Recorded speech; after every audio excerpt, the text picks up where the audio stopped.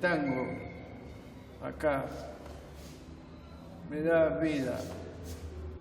Le tango, c'est ce qui me tient en vie.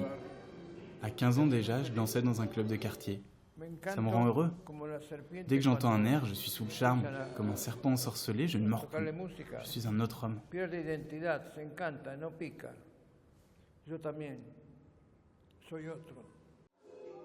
Danser quand on a la maladie de Parkinson, c'est possible, c'est même recommandé. À 80 ans, Adolfo vient toutes les semaines à un cours de tango avec son ami Oscar. Tous les deux ont du mal à marcher, mais quand résonne le poste de musique, ils parviennent à danser. Le tango, ça me fait vibrer. Dès qu'il y a de la musique, je m'emballe, je suis capable de courir. Parfois, il faut même que la prof me freine.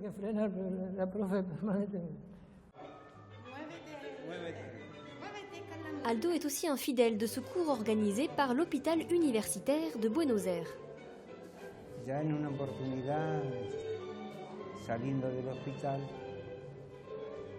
Un jour, en sortant de l'hôpital, je suis monté dans le bus. Et quand il a démarré, je suis tombé. Je me suis cassé 4 côtes. Alors quand on m'a dit que le tango était bon pour l'équilibre, je me suis dit, ça, c'est fait pour moi.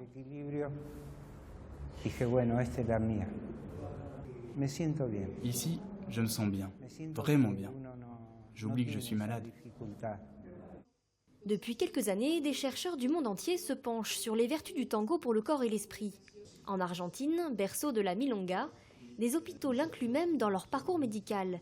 Pour les patients atteints de Parkinson, l'objectif n'est pas de soigner la maladie qui est dégénérative, mais plutôt de ralentir ses symptômes et d'améliorer le quotidien.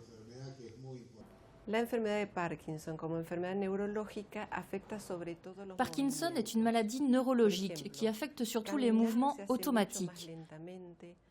Les malades marchent plus lentement, ils ont du mal à tourner, à se tenir droit, ils ont des problèmes d'équilibre, de rigidité et parfois dans des situations données, par exemple au moment de franchir une porte, ils restent collés au sol, comme congelés. La musique, surtout la musique rythmée, agit comme un stimulateur externe sur le cerveau et permet de débloquer les mouvements. La pratique régulière du tango favorise même plus la coordination et l'équilibre que des exercices de gymnastique classique, par exemple. C'est ce qu'a démontré une étude réalisée en 2008 par l'Université Washington de Saint-Louis, aux États-Unis.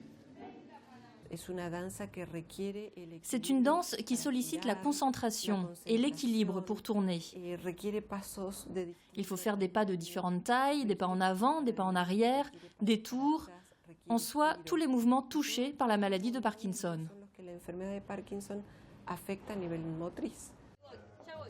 De plus en plus d'unités gériatriques s'appuient donc sur le tango en prévention des chutes des personnes âgées. Car le tango est une danse douce, accessible à tous.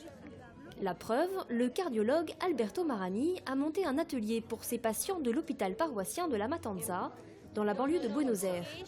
Tous ont eu des accidents cardiovasculaires, infarctus, préinfarctus, chirurgie coronaire, angioplastie.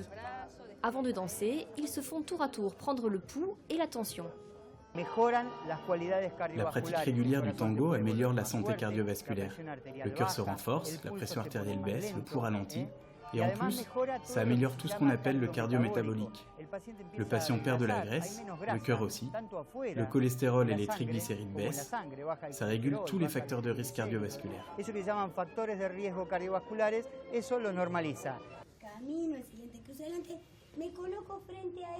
D'autres danses ont des effets similaires, mais la salsa par exemple sollicite plus le cœur.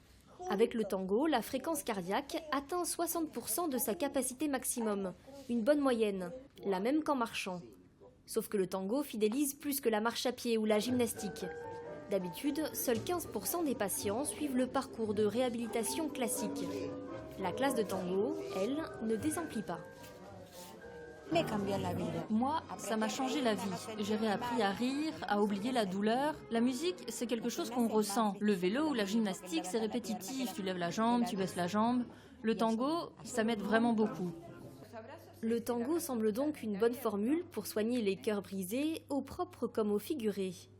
En 2x4 temps, cette danse sensuelle met du baume à l'âme. En Argentine, s'est même développée une mode de tango-thérapie, pratiquée par des psychiatres et psychologues.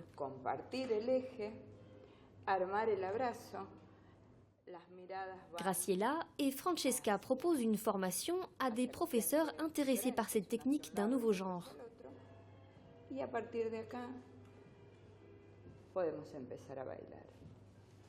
L'idée, explorer les difficultés relationnelles à travers la danse.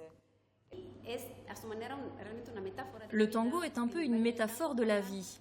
Il révèle la façon dont on communique avec les autres, notre capacité à faire confiance, à se laisser guider ou au contraire à prendre des initiatives. Toutes les émotions sont décuplées dans le tango. En tango-thérapie, on encourage à danser plutôt collé serré. Et pour cause, enlacés, les corps produiraient de l'ocytocine, la même hormone que celle produite par la mère lors de l'accouchement. Bref, la danse rappellerait le lien rassurant avec la mère, un moment de plaisir, principal secret des bienfaits du tango.